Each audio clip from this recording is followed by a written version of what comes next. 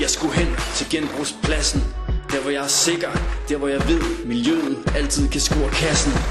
Jeg fik øje på min genbo, vi talte lidt om genbrug. Hvor skal du hen du? Farligt affald, så jeg kan ikke stoppe lige nu.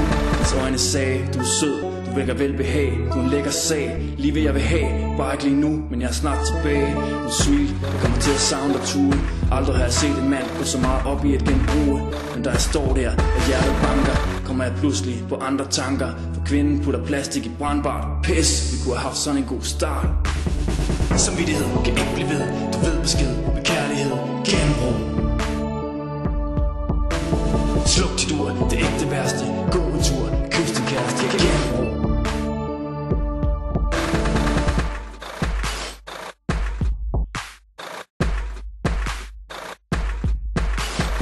Jeg ved godt, jeg er streng nu, men der er noget, der er endnu bedre end genbrug.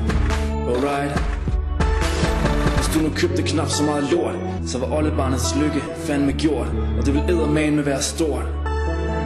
Så kunne han også få en fremtids smartphone og sidde og glo på den til den lyse morgen, som en halvhypnotiseret klovn.